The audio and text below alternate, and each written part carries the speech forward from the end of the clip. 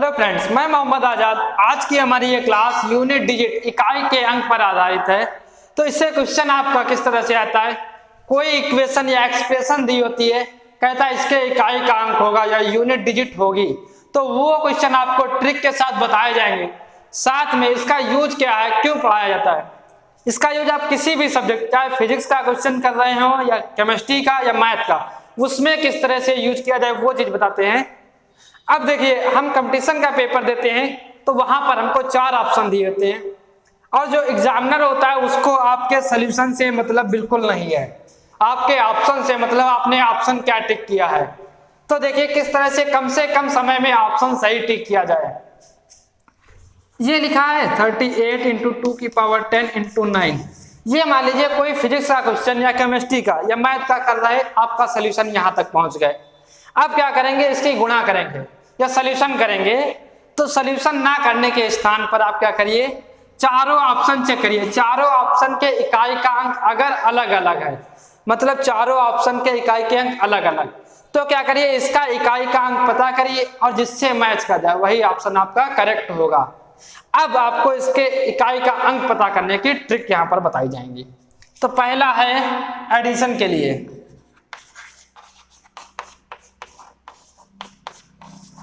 ये क्वेश्चन है या ये कहेगा इसका इकाई का अंक बताइए, तो क्या करिए, सिर्फ और सिर्फ इकाई के स्थान के इसको उठाते जाइए और ऐड करते जाइए, जो आएगा वही इसका इकाई का अंक होगा। यानी कि 9 2 11 और 3 14, यानी कि 4, इसका इकाई का अंक 4 आएगा। इसके सॉल्यूशन के इकाई का अंक 4 आएगा। तो अब आपने क्या किया, इकाई का अंक उठाया और जो साइन था उसी के साथ कैलकुलेट। यही चीज माइनस के लिए की जाएगी। माइनस का साइन है यहाँ भी, तो 9 - 2 - 3, तो ये -2 - 3 5, 9 - 5 यानी कि 4, तो इसके इकाई का अंक 4 आ जाएगा, चाहे प्लस हो चाहे माइनस। ठीक, ये यहाँ पर मैच कर गया, लेकिन हर जगह मैच नहीं करेगा। तो क्या करेंगे, इकाई के स्थान को उठाते जाएंगे, जो साइन उसी के साथ कैलकुलेट कर जाएंगे, जो इकाई का अंक आएगा वही क्या होगा, इस इक्वेशन का इकाई का अंक होगा। अब अगर इनटू का साइन है तब देखिए क्या होगा, तब भी 9 × 2 × 3, क्यों, क्योंकि ये इकाई का अंक और ये। अब इसको सॉल्व कर लीजिए। 5 का आप किसी भी विषम संख्या से गुणा करेंगे, चाहे 1 से करिए, चाहे 1 से करिए, 3 से करिए, 5 से करिए, 7 से या 9 से, हमेशा 5 देगा। क्या 5 का किसी भी विषम संख्या से आप गुणा करेंगे तो इकाई का अंक 5 आएगा। उसके साथ अगर एक संख्या और ऐड हो गई, मान लीजिए 40, अब इसका सॉल्यूशन 0 आएगा, इकाई का अंक 0, क्यों, क्योंकि 0 हो गया। तो याद रखिए, गुणे में किसी भी संख्या का आपको इकाई का अंक 0 मिल गया तो उसका आंसर डायरेक्ट आप लिख दीजिए 0 है। ठीक, तो प्लस भी हो गया, माइनस भी हो गया और इंटू भी हो गया। अब यही क्वेश्चन और बड़े, मान लीजिए इसकी पावर कुछ लगा दी या इसकी पावर कुछ लगा दी, तब किस तरह से उसका इकाई का अंक पता करेंगे, तो वो चीज बताते हैं पावर फॉर्म के लिए। तो देखिए, पावर में क्या होता है, a की पावर x, ये आधार होता है और ये घात होती है। ठीक, अब अगर आधार के पहले इकाई का अंक पता करिए। ठीक, अगर आधार के इकाई का अंक 0 1 5 और 6, क्या आधार के इकाई का अंक अगर 0 है, 1 है, 5 है, 6, तो उसकी पावर कुछ भी लगा दीजिए, इसका इकाई का अंक नहीं बदलेगा, 0 ही बना रहेगा, 1 ही बना रहेगा, 5 और 6। यानी कि आधार का अंक अगर इकाई का अंक 0 है, 1 है, 5 6, उसकी पावर कुछ भी लगा दीजिए, सॉल्यूशन का जो आंसर आएगा उसका इकाई अंक भी सेम बना रहेगा। यानी कि 10 की पावर कुछ हो, 20 की पावर कुछ हो, 30 की पावर कुछ हो, या फिर 11 21 31, इनकी पावर कुछ भी हो, इकाई का अंक 1 आएगा। इसी प्रकार 5 के लिए और 6 के लिए। तो ये संख्या होगी। अब बची संख्याओं के लिए, बची संख्याओं में 4 और 9 के लिए पहले बताते हैं। 4 और 9, अगर 4 और 9 की पावर सम संख्या है, क्या पावर दोनों की सम संख्या, इवन। ठीक, दोनों की पावर अगर सम संख्या है, 4 की पावर सम संख्या हुई तो इकाई का अंक 6 आएगा, और 9 की पावर सम संख्या हुई तो इकाइकांक 1 आएगा। यानी कि 9 की पावर अगर 22 हुई या कोई भी सम संख्या हुई तो इसका इकाइकांक 1 आएगा। ठीक, और इसी प्रकार 4 की पावर 38 तो इसका इकाइकांक 6 की पावर सम। अब अगर पावर विषम आ गई तब क्या, पावर विषम ऑड नंबर आ गई, अगर पावर ऑड है तो यही संख्या बनी रहेगी, यानी कि 4 ही रहेगा और 9 ही। ठीक, अब 4 की पावर ये 38 की जगह 39 होगा, तब इकाइकांक 4 आएगा, और यहाँ पर 21 या ये, ठीक, तो इकाइकांक 9 आएगा। तो अब इनके लिए भी आसान हो गई पावर फॉर्म पता करना। अब आधार की संख्या में इनके अलावा अगर इकाई के अंक आ गए, कौन से, 2, 3, 7 और 8, देखिए सारी संख्या हो गई 1, 2, 3, 4, 5, 6, 7, 8, 9 और 0, यानी कि 10 संख्या, इनके अलावा इकाइकांक कुछ नहीं हो सकता। तो इनके लिए तो बता दिया क्या आएगा इकाइकांक, अगर ये आधार में है और पावर कुछ भी है तब। ठीक, अब इनके लिए बात करते हैं, अगर 2 की पावर कुछ भी है या 3 की पावर या 7 या 8 की पावर, मान लीजिए 2 की पावर 20 है, पूछ रहा इसका इकाई का अंक बताइए, तब इसके लिए क्या करेंगे आप, पावर को 4 से डिवाइड करिए, यानी कि 20 डिवाइड बाई 4 और रिमाइंडर लिख लीजिए। रिमाइंडर कितना आएगा 2, तो ये जो 2 है यही 2 की पावर कैलकुलेट कर लीजिए, यानी कि 4 से डिवाइड करने के बाद जितना रिमाइंडर बचा उसको इकाई की पावर मान के कैलकुलेट कर लीजिए, वही आपका आंसर होगा। अब ये भी ना करना पड़े तो ये 4 डिजिट याद कर लीजिए। अगर रिमाइंडर 1 बच रहा है, अगर रिमाइंडर 2, रिमाइंडर 3 और 4 यानी कि रिमाइंडर 4 नहीं बचेगा, यानी कि 0, रिमाइंडर क्या 0 बच रहा है। अगर 1 बच रहा तो यूनिट प्लेस 2 बच रहा 4, 3 बच रहा 8 और 0 तो 16, यानी कि 2 की पावर 4 होगा तब 0 बचेगा, 2 की पावर 4 16 आएगा। इसी प्रकार 3 के लिए देखिए क्या होते हैं, 1, 2, 3 और 0, 3 की पावर 1 3 की पावर 2 9, 3 की पावर 27 यानी कि 7, 3 की पावर 4 यानी कि 81 यानी कि 1। ठीक, अब 3 की पावर 9 लिखी है मान लीजिए, तो क्या करेंगे 9 को पहले 4 से डिवाइड करेंगे 1, यानी कि 3 की पावर 1 कैलकुलेट, यानी कि 1 रिमाइंडर वाला 3 देगा। ठीक, तो ये चीज अब आपके लिए बहुत आसान हो जाएगा। इसी प्रकार के लिए भी 1, 2, 3, 4 तो 1, 7, 49 यानी कि 9 2 रिमाइंडर तब।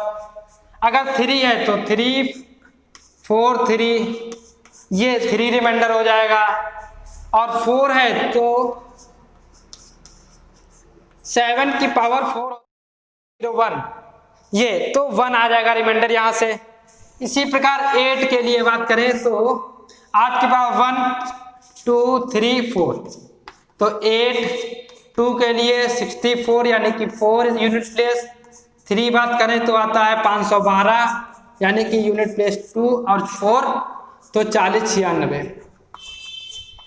तो अब आपको यूनिट प्लेस किसी भी संख्या का कैसे पता किया जाए पता कर ले जाएंगे।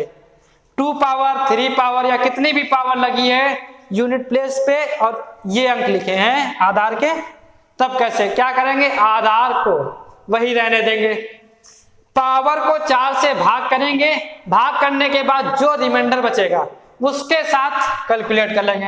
यानी कि आधार अगर मान लीजिए 2 था यूनिट पे और रिमाइंडर 3 बचा, 2 की पावर 3 पे कैलकुलेट करेंगे 8 आएगा यूनिट प्लेस, 3 था तो 7 था 3, 8 था तो 2, क्या करेंगे समझ में आ गया होगा। अब इसके 1-2 क्वेश्चन कराते हैं बस, जितना भी पढ़ाया उसका यूज किस तरह क्वेश्चन में किया जाए अप्रोप्रिएट तरीके से वो जो सिखाते हैं।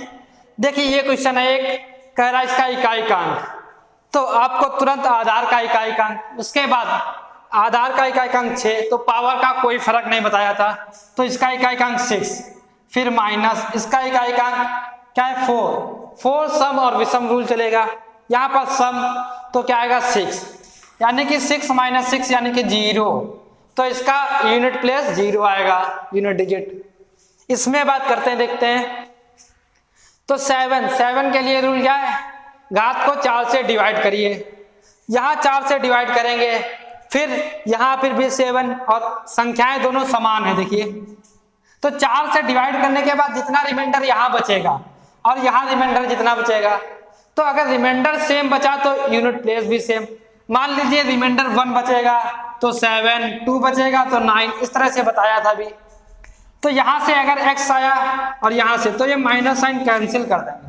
तो इतना भी ना कैलकुलेट कीजिए आप, सीधे देखा कि 7 और पावर सेम, 7 पावर सेम, तो इसका तो 0 हो जाएगा। ठीक, अब इसका देखिए 1 की पावर कितनी भी हो, यूनिट प्लेस क्या है 1, और 1 की पावर कितनी भी हो उसका यूनिट डिजिट 1 आएगा। तो इसका भी आंसर आपको पता चल गया।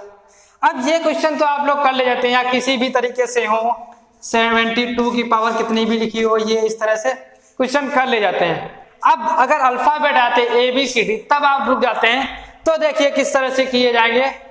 ये लिखा 82 की पावर ये और माइनस 46 की पावर ये। ठीक, तो देखिए 12n लिखा है और आधा 2 है। 2 वाले में क्या करते हैं, हम 4 से डिवाइड करते हैं। 12n को 4 से डिवाइड करेंगे तो ये पूरा कट जाएगा। देखिए 4 × 12, यानी कि रिमाइंडर 0 आएगा। तो आपको रिमाइंडर से मतलब था, रिमाइंडर 0 के लिए यूनिट बताई थी क्या होगी 6। 2 की पावर अगर 0 रिमाइंडर में आई है तो बताया जाता है 6। क्यों, 2 की पावर 4 कैलकुलेट होती है जब 0 रिमाइंडर आता है। माइनस 6 की पावर कुछ भी हो, यूनिट प्लेस 6 ही आता है, तो 6 - 6 यानी कि 0। तो देखा किस तरह से आसान हो गया क्वेश्चन करना हमारे लिए। अब एक चीज बताते हैं आपको, फैक्टोरियल। फैक्टोरियल क्या होता है आपने पढ़ रखा होगा।